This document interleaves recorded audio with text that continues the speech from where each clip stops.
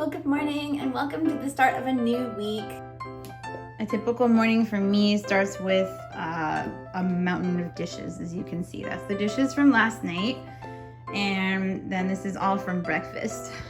Dishwashers aren't super common here, and this house is older. It's about 20 years old, so they didn't commonly put dishwashers in houses made back then. I think more modern builds now are starting to get more dishwashers, but this house doesn't have it, and that's okay. Like, I'm fine with that, you know, I mean, so it's no big deal. But it, like, now that we've got like 2 kids that eat a lot and, you know, like 2 adults obviously, and like I do a lot of juicing and I make smoothies in the morning for everybody, so there's just like a lot of little parts and pieces that have to be cleaned all the time. It takes time. So I'm gonna do the dishes now, and we have to take our recyclables down to the grocery store because you can recycle plastic trays, like food trays, and like plastic egg cartons, and also like the styrofoam meat trays too can be recycled at this grocery store that we go to. So we're gonna do that today.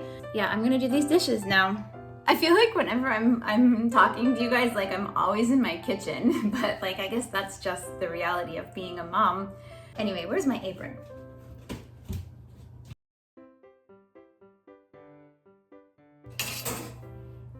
These water bottles are really useful. I always use these like with my kids. They're nice stainless steel ones. They're by Thermos.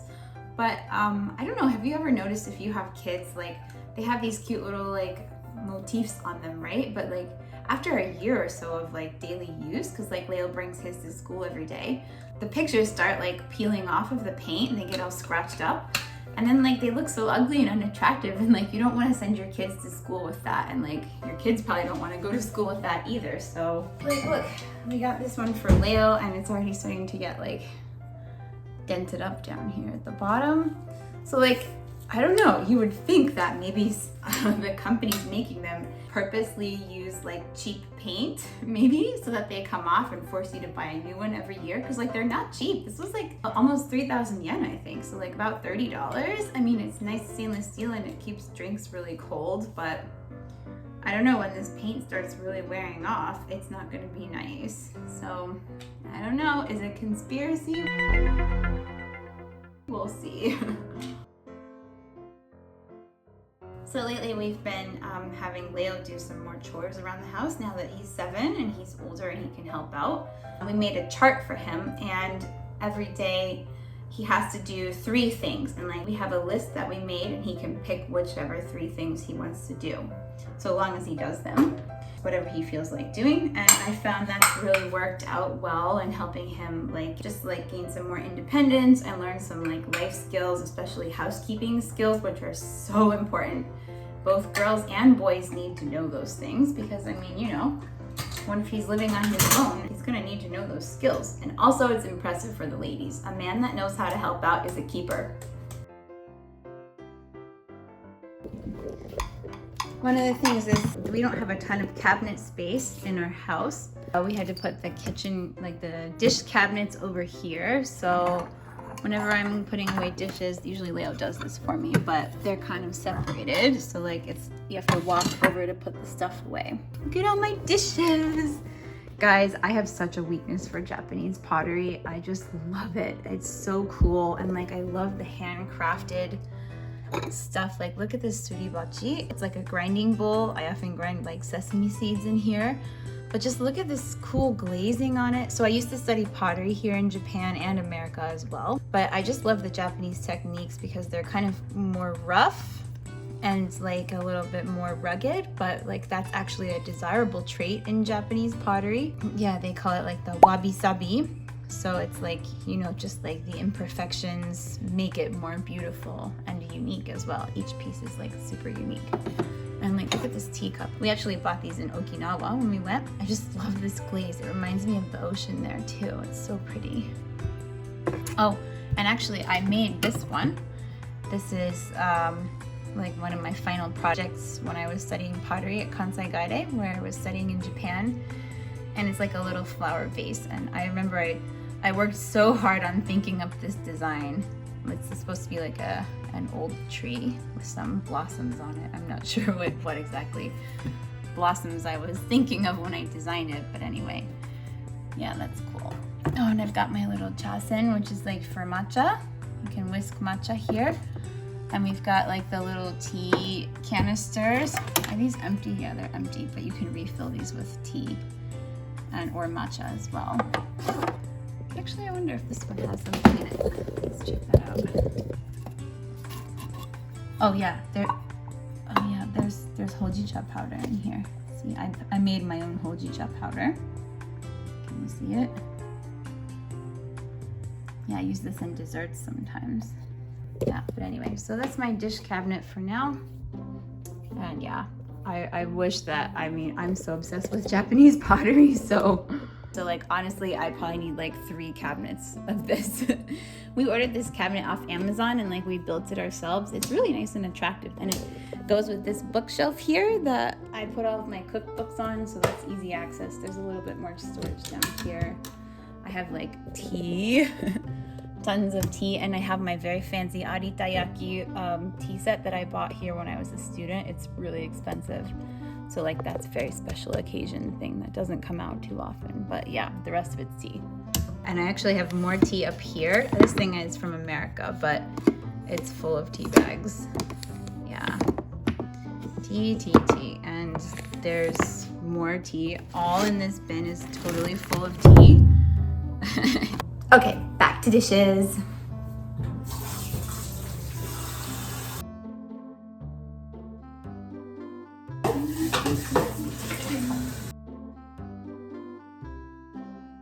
In Japan, did you know that people here care a lot about like conserving water and resources, like natural resources?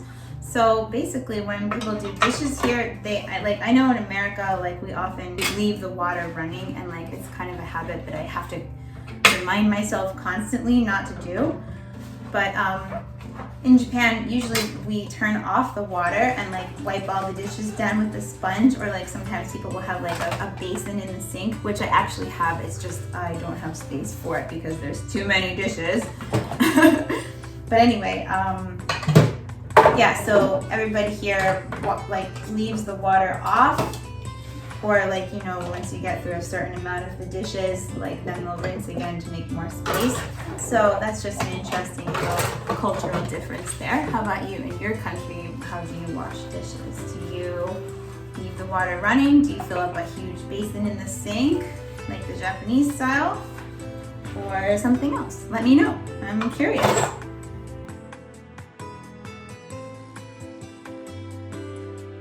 So I mentioned that I like tea, right? And you just saw a glimpse of my huge collection of tea. There's more in the cabinets above, actually, I forgot about. But so I have always loved tea ever since I was young. I had a habit, I guess I had the daily ritual with my mom, especially when I was in high school, and especially in the summer times. We would drink tea every morning, and like in the summer it would be iced tea, in the winter it would be hot tea. But yeah, I just cultivated a love for tea with me, and my kids too, they drink tea, obviously not caffeinated tea. But luckily in Japan, there's a lot of non-caffeine teas like mugi cha, like the roasted corn tea, I forgot what it's called right now, or soba cha, which is made of buckwheat. So yeah, we have those kinds of teas. But anyway, so I've always loved tea. And when I first met Maki, like kind of right away, like I told him, you know, like when we were getting to know each other, we were talking about what we like, and like I think it became pretty obvious right away that I love tea a lot. Around that time, his parents were planning to visit us. They always come every winter. And my name Charlotte is pretty hard to pronounce for Asian people. It's even hard for other like Western people to pronounce, unless you're French, because it's a French name. Actually, the name I found out recently, Charlotte, means it has 2 different meanings. It can mean like petite woman, or like, you know, so like a very delicate womanly person. Or if you take the derivative, because it derives from Charles, which is like the boy's name, obviously. And one of the meanings of that name is like free, like, or free man. So if you take the girl form, the other meaning is like free woman.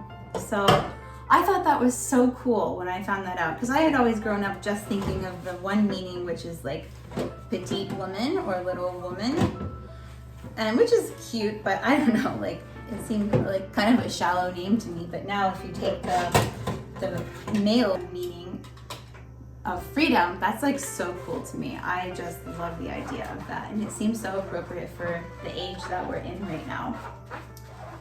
Yes, so yay, good job, Mom and Dad. Thanks for picking that name for me. So anyway, back to what I was saying. When Maki's parents were gonna come, my name Charlotte is very difficult to pronounce for Asian people. So he was trying to think of a nickname, and he had a couple of years before we met, he used to have a cat, and the cat's name was Chako, because it was like a brown cat, and like cha is like brown in Japanese, it's the kanji for brown, but it also, the kanji can mean tea as well, ocha, cha.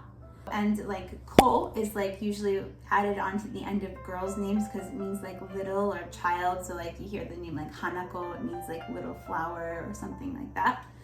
And so just one day randomly he like came up with the idea, oh, I should call you Chako because you like tea, you have brown hair, and you know, it's like a girl kind of name. It's actually a girl's name too in Japan. So, and there's actually a Southern All-Stars song about a girl named Chako, so that's interesting. But anyway, yeah, that's where the nickname comes, and like I instantly, the minute he gave it to me, I loved it. I fell in love with it, and I've never gone back since. Like, I'm Chako here.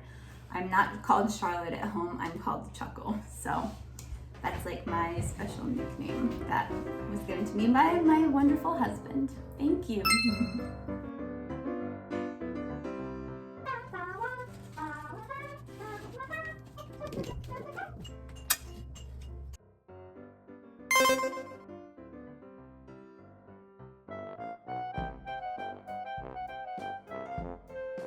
I wanted to show you about recycling in Japan. It's super strict here. Like anytime you have like juice or milk cartons, like I drink this almond milk here, you can't just like throw it away or recycle it. You have to, there's a very specific way that you have to deal with this.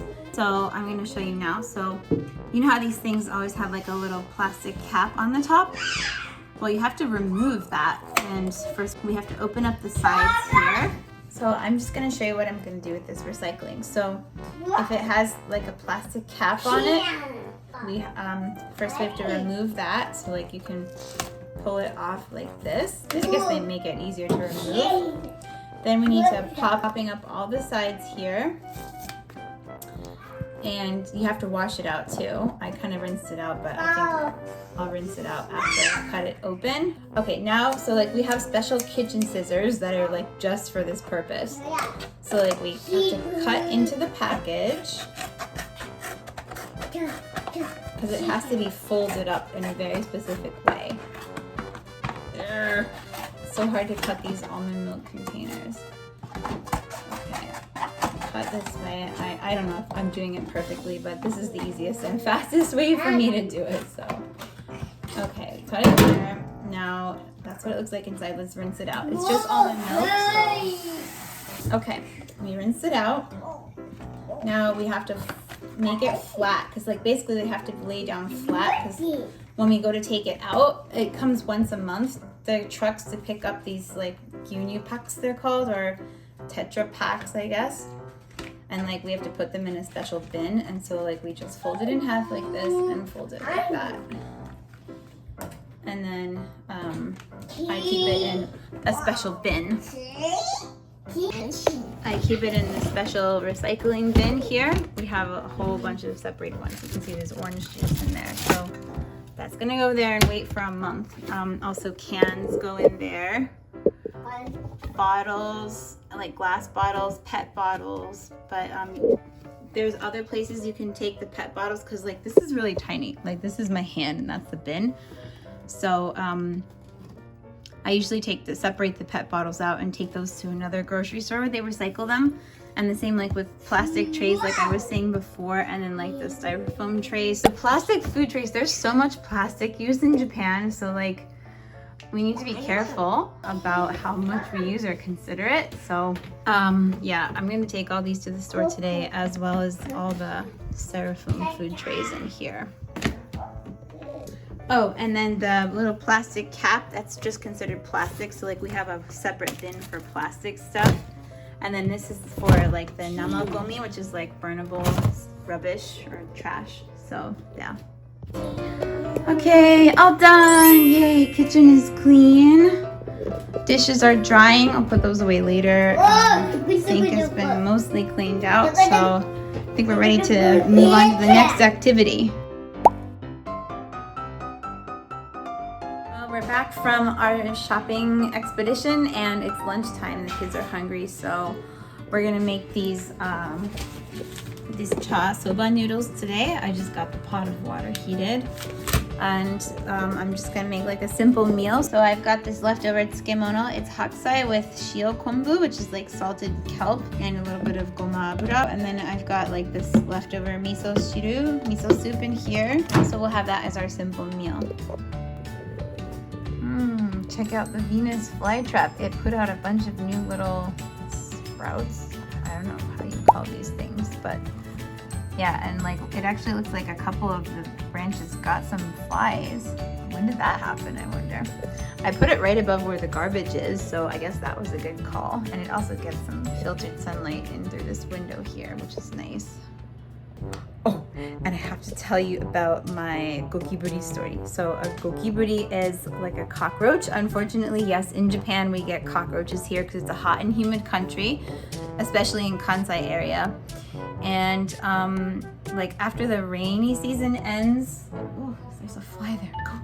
Go to the Venus flytrap. So yeah, after the rainy season, they all hatch out, I guess, and they come into the house, unfortunately. So you can buy like traps and like powders and stuff to put around your house, which we've done, but a couple of them still manage to get in every now and then. A lot of times people say that they will come in through the aircon, which is right up here, because like there's a hose that goes through the wall and it like goes outside into the unit and it like drains out, and I think they can like crawl up through there and just like come in through this opening, because like we found one crawling up the wall here, which I caught it in a tin can and I flushed it down the toilet, sorry. But yeah, they're gross and I don't like them. But anyway, a couple nights ago, Maki saw one in the kitchen. So we put out these traps everywhere. So like it's got poison in it. I think they crawl into it and eat it and then die, hopefully. But he's like, yeah, I saw it in the kitchen. Like the next day, by the way, he's like, oh yeah, by the way, sorry, I saw like a gokiburi in the kitchen last night and I didn't do anything about it. I just put this little trap here. So, and then he went away for a week for his business trip. Oh my goodness. So like every day I was like walking on pins and needles in the kitchen. Like I deep cleaned everything. We like wiped up the floors. We wiped all the trash bins. We cleaned like the sink, all the crumbs that go under this cabinet down here. And I didn't see it like the whole week he was gone. Well, this morning I came down here and I went just about my daily business to do my cooking. And like I was walking over in this area and like I went over here a few times. Then all of a sudden like I was gonna walk back over there and like I saw it like right here on the floor. And it was like lying back up and its legs were twitching, so I guess it was dying. But I screamed, it's like, yeah! Oh, it's so gross when you see them. Have you guys ever like had gokiburi, a cockroach problem? They're really awful. It was kind of a small one, so that's good. I don't want mukade and I don't want gokiburi and I don't want like spiders. There's a lot of insect stories that I could tell you guys. I seem to have like a talent for attracting creepy bugs.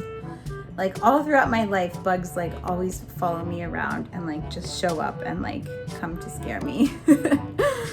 Yeah, I've gotten a lot better about my fear. Like before I used to like instantly kill them right away. Nowadays, like I try my best to catch them and just release them back outside if they're not harmful. If they are harmful, like black widow spiders, which we do have here, by the way, like yeah, those have to go, unfortunately. But gokiburi is one thing I just cannot deal with. But yeah, there's some really wild bugs here in Japan. I could do like a whole episode just on like all the bug things that go on in this country.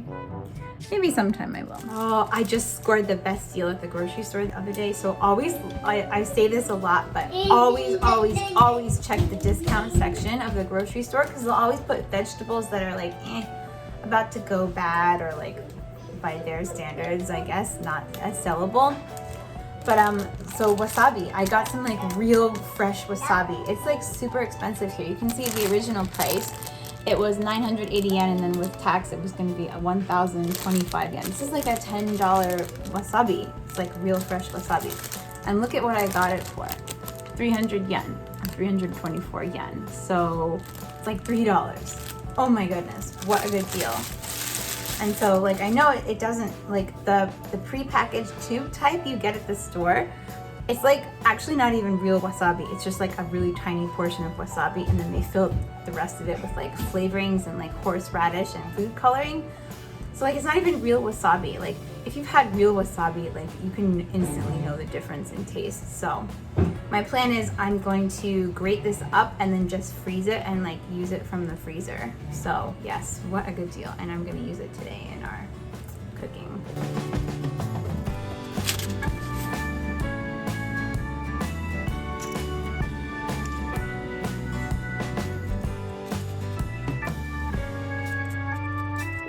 Woo! It's strong.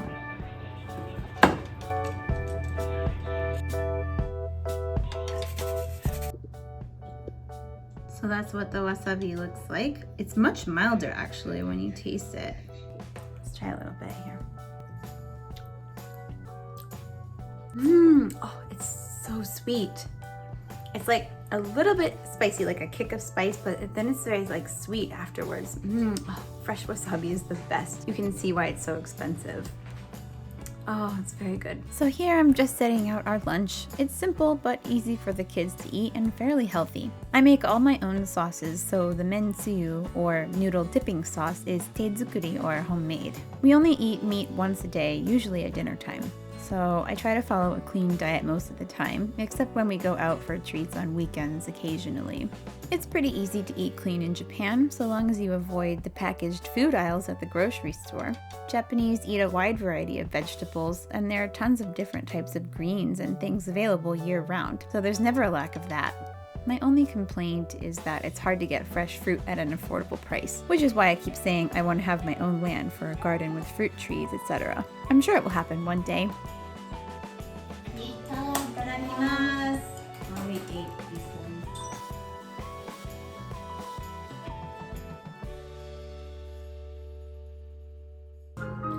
Oh, it tastes so good with the fresh wasabi. I totally recommend that. If you can ever get your hands on fresh wasabi, do it. It's so worth it. So there's total. I tried to get as much as I could. This is how much wasabi that whole root made. I'd say maybe it's about 2 tablespoons tops, but really you only need like a little tiny bit. I'm gonna pop this into this little jar and freeze it, and yeah, we have fresh real wasabi. Ooh. Stop. It's eating my pan. He's gonna body slam you. Dumb. What the body slam you? It's like small. Thanks for watching. If you'd like to see more videos like this, please like, subscribe, comment, share, and enjoy. Until next time, bye!